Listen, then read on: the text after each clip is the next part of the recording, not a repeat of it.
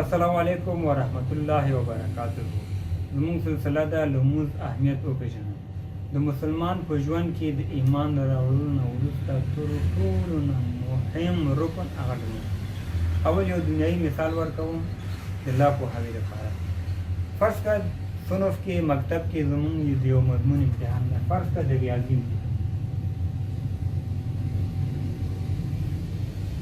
ریاضي امتحان لرو. استاد ټول شاګردانو ته وویلې چې 20 سواله راځي. د 20 سوالو کې یو سوال دی، مثال فرض کړه یوه معادله ده. یو معادله شاګردانو ته ویل چې دا معادله حتمني راځي. سوال دی ورکړو شاګردانو ته په ورقو کې. آیا دا شاګردان به څه شی کوي؟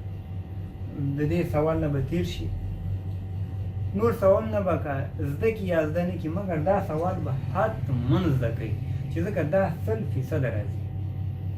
دې ته به ځان هم وژني. هغه تنبلترین شاګرد به هم دا معادله حتمني زده کوي، ځکه چې دا حتمني ده.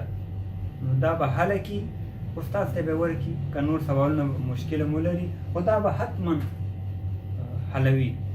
راځو لمونځ اهمیت ته. دا لمونځ څومره اهم دی. د ابو هریره رضی الله تعالی عنه روایت ده، د قیامت په ورځ د مسلمان نه، کافر نه، دا سوالونه د مسلمان نه دي، ځکه کافر خو بالکل ایمان نه لري. مسلمان نه به اولنی رکن چې پوښتنه کیږي هغه د لمونځ دی.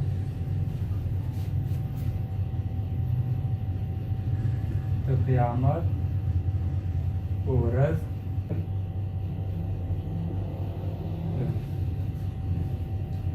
د قیامت په ورځ اولنی څیز چې د مسلمان نه پوښتنه کیږي هغه لمونځ دی. دنیایي سوالونو کې، دنیایي امتحان کې که یو سوال دې حل که، نور دې حل نه کړ، بیا هم ناکام یې.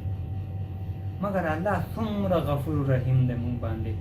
مونږ ته وایي دا لمونځ که دې سم نو نور اعمال کې به دې تخفیف راشي، نور ګناهونه که دې کړي هغې کې به تخفیف راشي که لمونځ دې سم و. نو که دنیایي مثالونو کې مونږ ته 20 سواله راکړي، که یو سوال زمونږ حلي، نور خو مونږ ناکام یو. بیا اکثره سوالونه تا حل کړي نه دي. نو الله پاک څومره غفور رحیم دی. مونږ ته اولنۍ پوښتنه لمونځ کړې ده، مونږ ته سوال هم راکړی دی، هغې جواب یې مونږ ته راکړی دنیا په سر چې دغه لمونځ دی، تاسو وکړئ.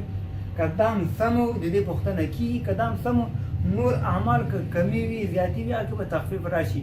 نو څومره د افسوس ځای دی چې مونږ هغه سوال و جواب چې مونږ ته سره شته دی د ورځې قیامت، چې اوله پوښتنه به د لمونځ کېږي، د هغې جواب مونږ سره شته دی، مونږ بیا هم دې کې غافله یو، دې کې تنبلي کوو، لمونځ نه ادا کوو. قرآن پاک کې 9 اتیا ځلې د لمونځ ذکر شوی دی، 9 اتیا ځلې. د دې نه معلومېږي چې دا یو مهم عبادت دی چې الله پاک 9 اتیا ځلې ذکر کړی دی.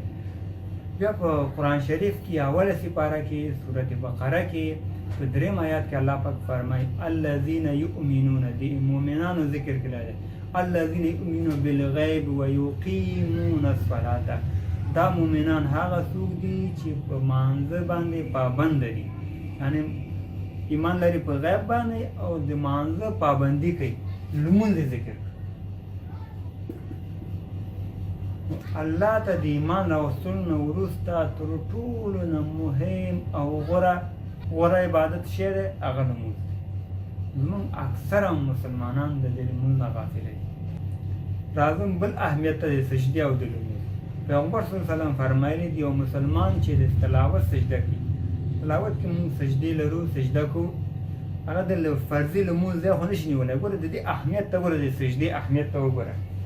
تلاوت سجده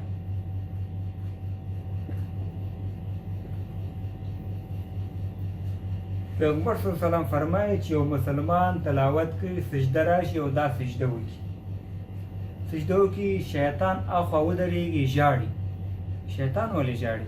شیطان ژاړي وي بنده ته الله حکم وکړو سجده وکړه، بنده سجده وکړه، لاړو چېرته؟ جنت.